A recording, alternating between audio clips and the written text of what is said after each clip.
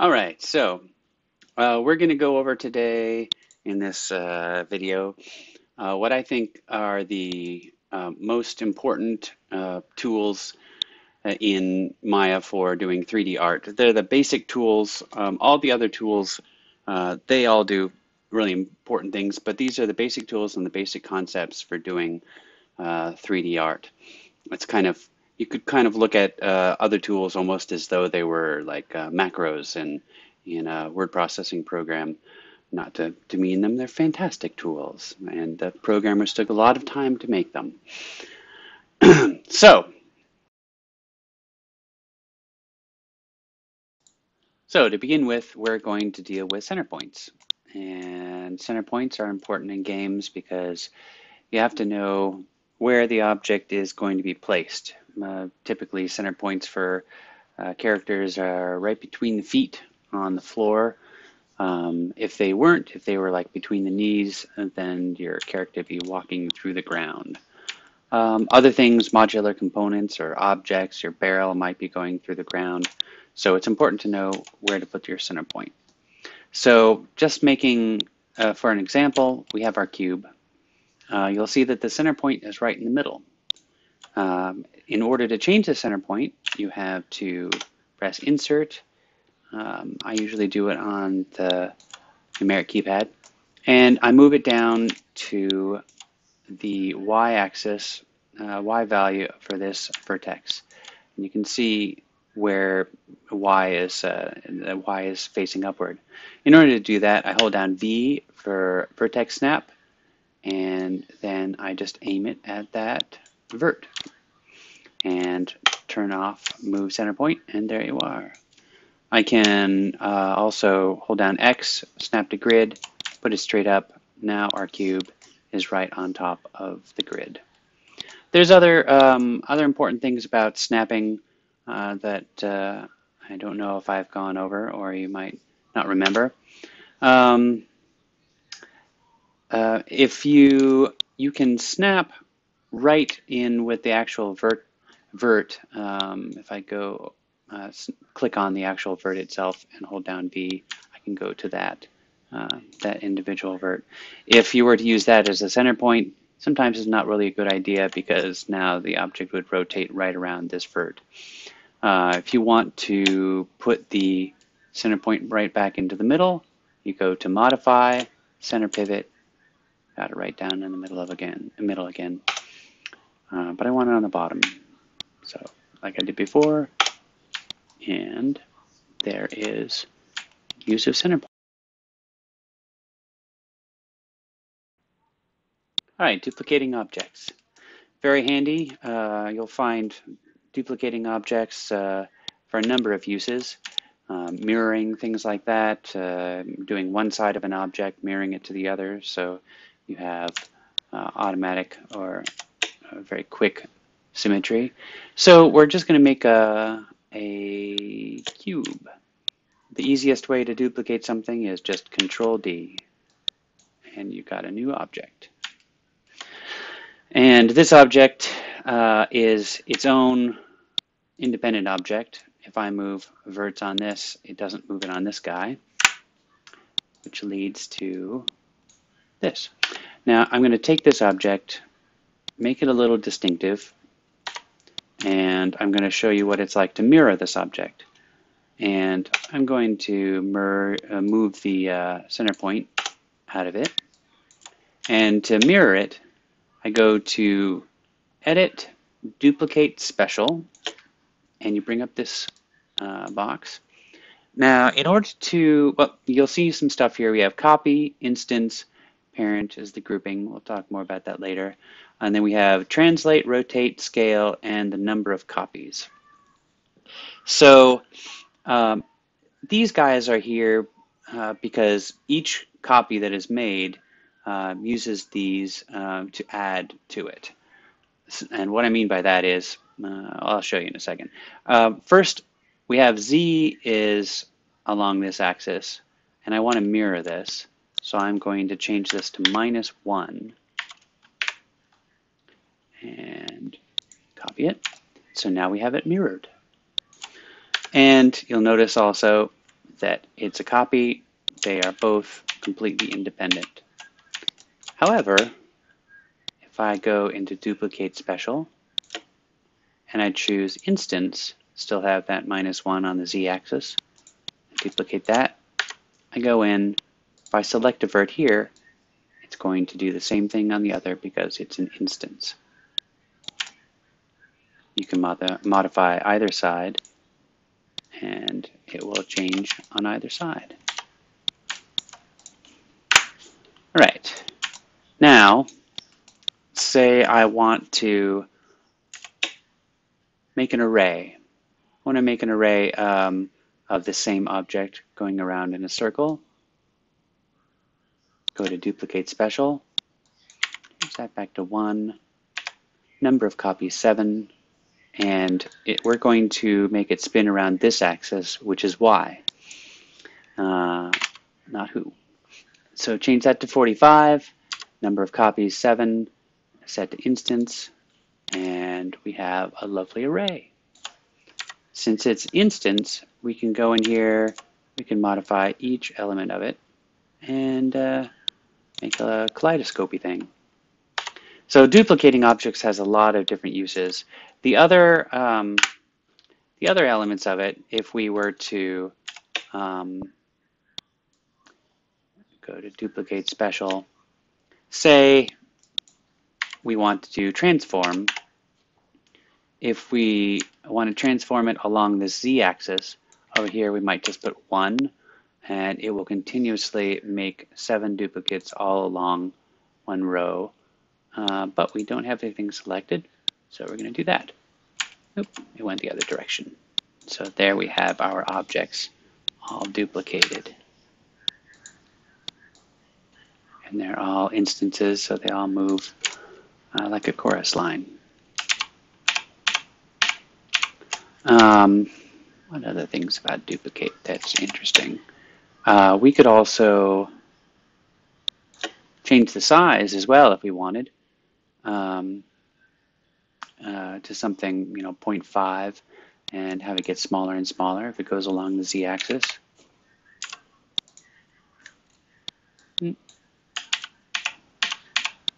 That wasn't exactly what we wanted. We wanted to go translate 1, scale,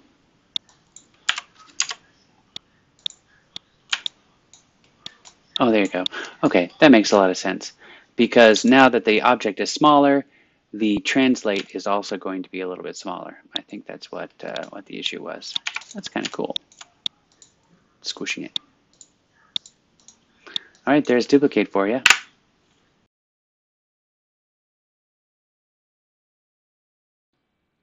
All right, now I also want to go over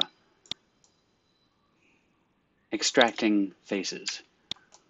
And extracting faces is also another very important tool. You might need this if you want to work just on one section of an object, and it gets to be annoying to work on with another object. Sometimes the easiest thing to do is to extract faces off of an object.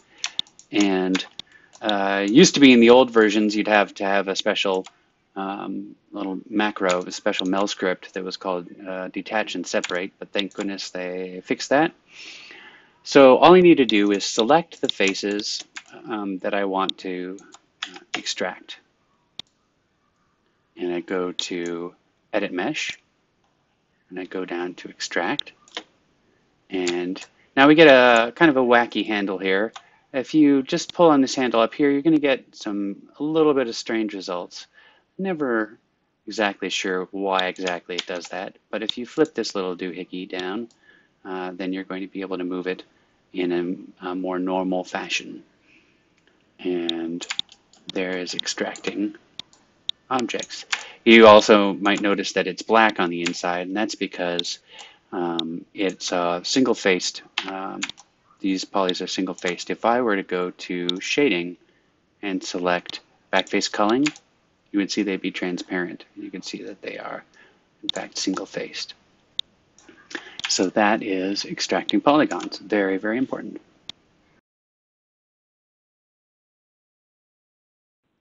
along with extracting the polygons, we're also going to have um, combining objects. And combining objects is a little different from is very different from grouping them. If I create an object and I extract the faces on that object,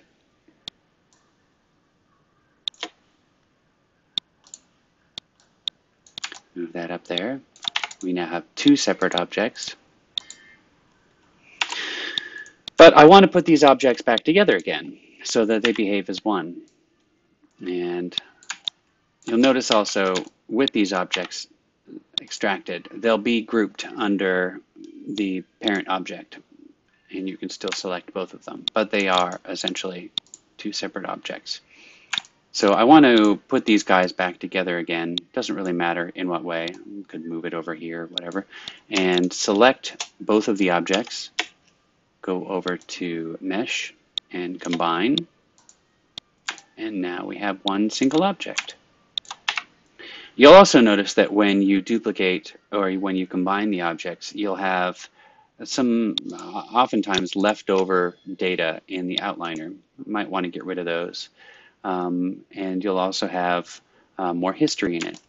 Now, one of the important things to do frequently if you're working on an object for games is you'll want to delete the history. And that most likely will get rid of a bunch of this stuff here. So to delete the history, you go into Edit, Delete by Type, and History. And you see it's deleted that and deleted this. If you just delete the stuff over here, you could run into issues. I think I've seen textures disappear for some unknown reason. Don't know exactly why. Anyways, that is combining objects.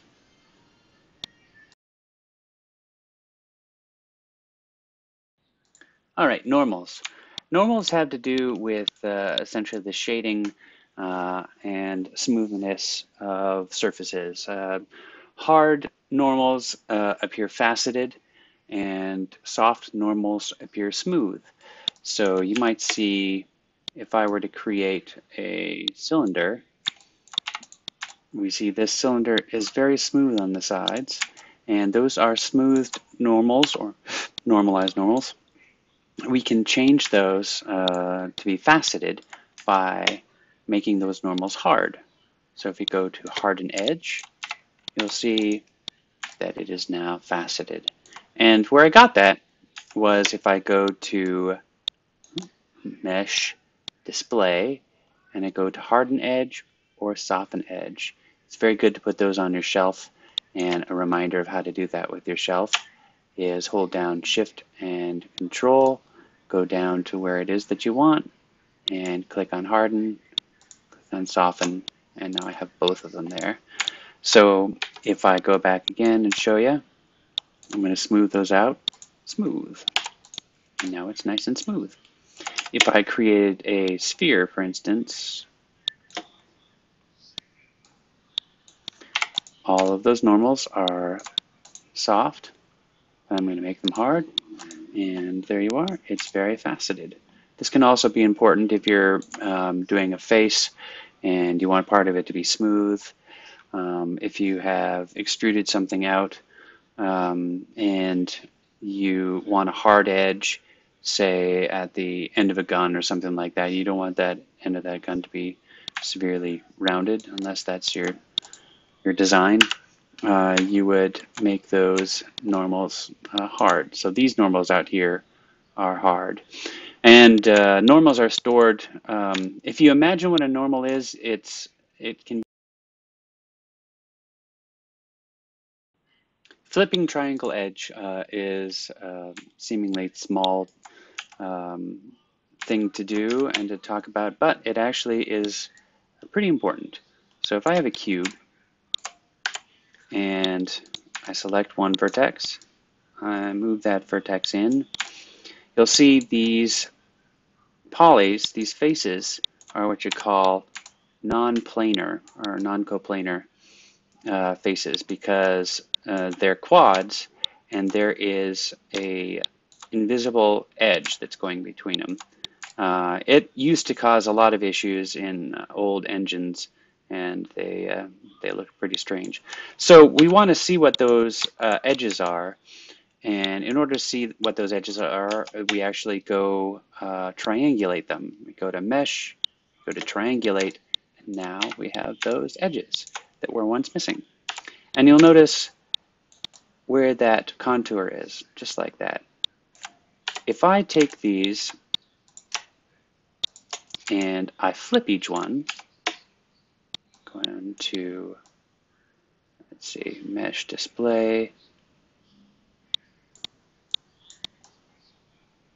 flip Triangle Edge, I get a totally different object, all because I flipped those edges. A lot of times edges can be good to have there to triangulate an object.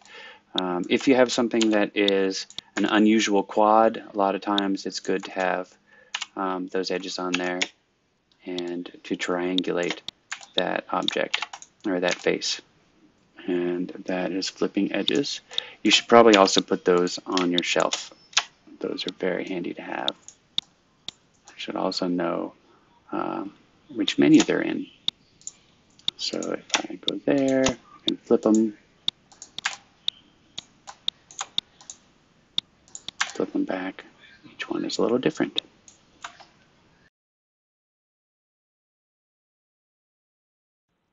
All right, flipping faces is essentially kind of like flipping normals, essentially. But besides that, let's just make a cube. I've gone over this in a couple other ones. If I go over here and I select these two faces and I go into Mesh Display, select Reverse, those two faces have been flipped. Now they look black, but the reasoning for that is that I need to change back face culling. And now you see that I have two faces in there. It can be very useful, especially if, say, you're making a little room or something like that, and you want to have all of your stuff displayed in there. You have your cube, but your faces are going the other direction. And select those guys and select Reverse, and now you have them facing you. Very handy.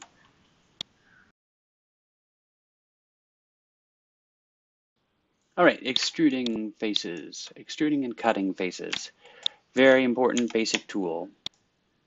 Two different things, but I think that they're good to put together. So much of making an object in games is extruding faces.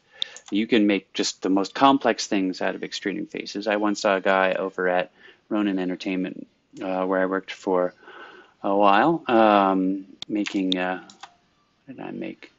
Bruce Lee, Quest of the Dragon, or Enter the Dragon. Anyway, so I saw this guy make a character just out of extruding faces, and it wasn't a bad looking character too, and he did it in 10 minutes. It was insane. So basically, just select your face, press Control E, you'll get these handles, and you can change the size of your handles, by the way, by the plus or minus sign. And I press Control E, I'm going to move that on up. So now I have these four new faces. And I can do other things like I could make a column out of it. I could scale, extrude once more, bring that on up there.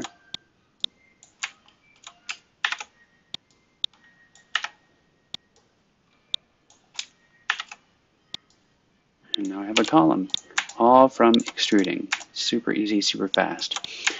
All right, so now comes cutting, and there's a bunch of different ways of cutting. You can use booleans, you can do whatever. What's really lovely about the newer versions of Maya is the multi-cut tool, whereas there used to be multiple tools. The cut tool was a lot simpler and it had a slice tool. So multi-cut is great. I always use it through the pop-up menu and holding down Shift and right mouse button, and I get multi-cut. So I can cut anywhere I want. There's special key commands that you can use.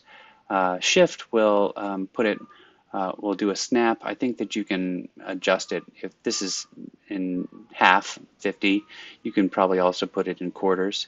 But I can cut right over there. I can cut to another edge. I can even cut, and you couldn't do this in earlier versions, inside of the polygon itself and create some wacky cuts. Very, very useful. Now I can also cut along an edge loop. If I hold down Control, I can cut along this edge loop.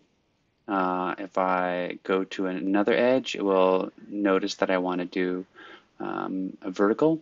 So extremely useful. That's very useful if you're doing faces or whatever. Edge loop tools are quite handy. So let's see. So we have that fancy new face. We could extrude it out. Now we have something rather unusual. And if we can to triangulate that, because it's an unusual face. So yeah, cutting is really, really important. You're going to use it a whole lot.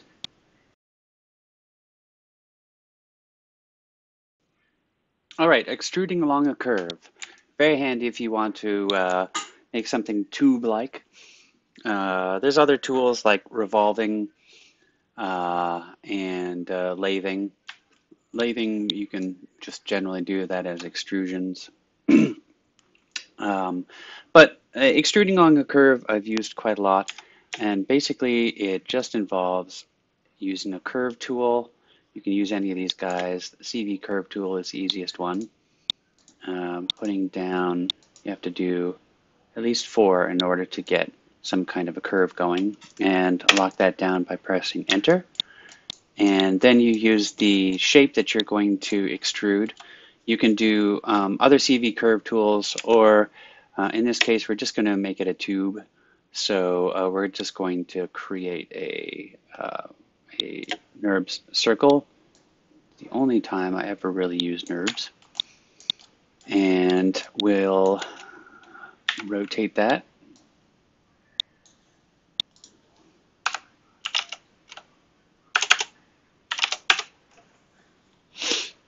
And we'll make it perpendicular.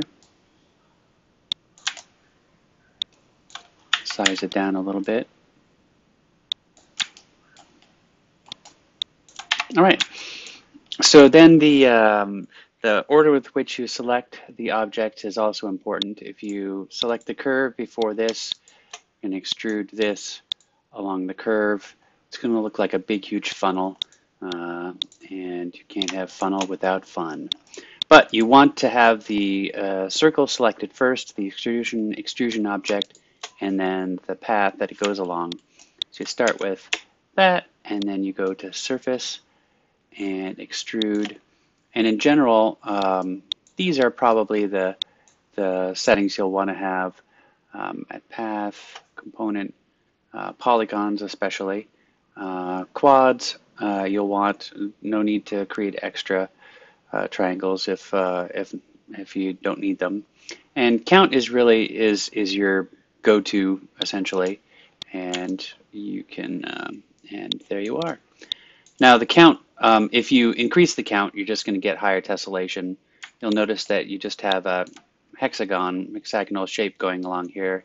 If you want 7 sides so that you can cut it down the middle, you might have to fiddle a bit with the numbers.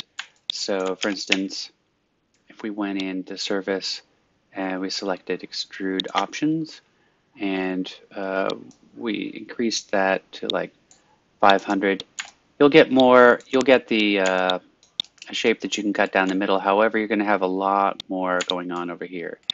So then you just have to, like I said, fiddle around with the numbers a little bit. Go into the options. You can select general, you'll get a lot more here. UVs, the U in that case is typically like the object that you'll see at the end. You're going to want to cut it down the middle. And then this one will be the V going along vertical.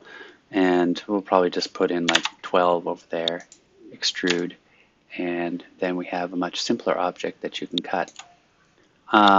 What's interesting is you can also move the curve once you've put it in there, once you've extruded it, and you can make it move around like a snake. You can also you noticed I just went into vertex mode when I edited that curve. It has no actual volume to it, the curve itself. So, but it's used as a tool in order to create the tube. You'll also notice that the tube is black on the outside, and that is because our normals are facing inward. And of course, to do that, we just flip our normals, and you have to remember where flipping them is, reverse. And now our normals are facing outward, and that's your tube.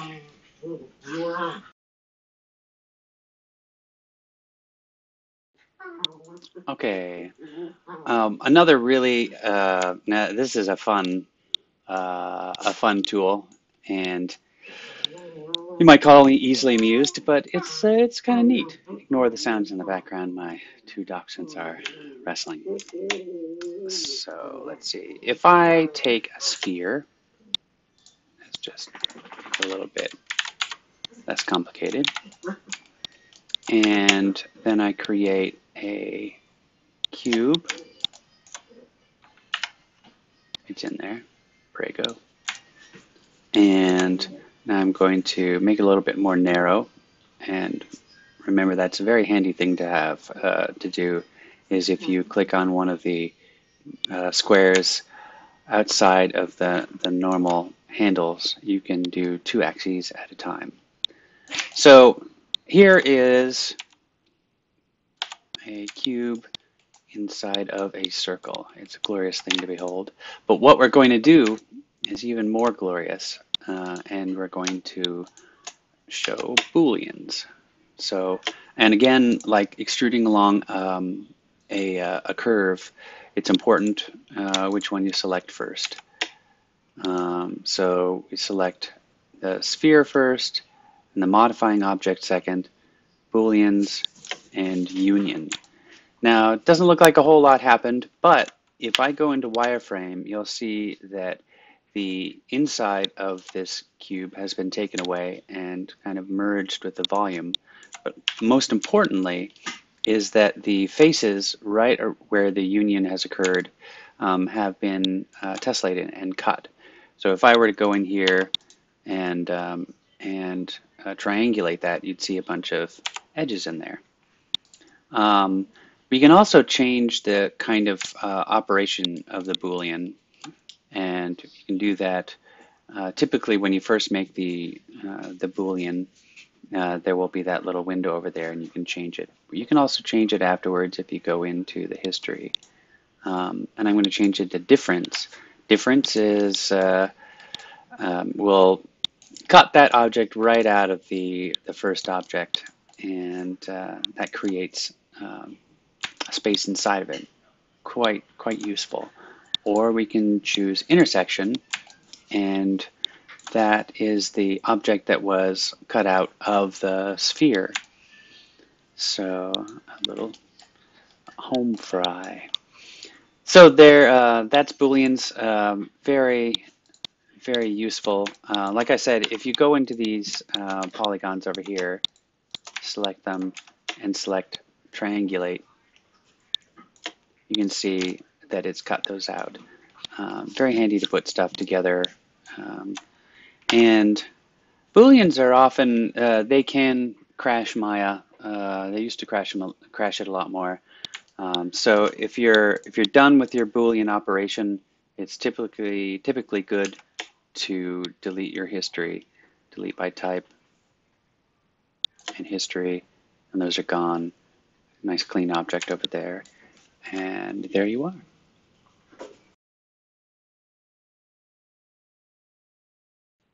All right, so the last one I'm going to describe here is smoothing, another very vital tool. Say you have the handle of a gun, and you can do this with so much. You can start with something very basic like our wonderful cube, and you want to turn this into the handle of a gun, a very basic handle of a gun.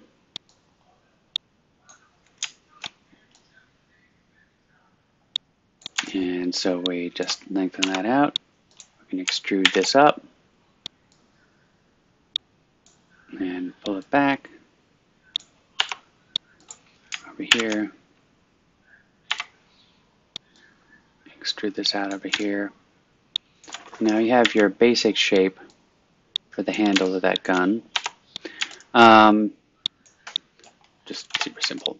So now when you have that, you go over to Mesh and you select Smooth, and you don't have to do that actually. You can just go straight into Smooth.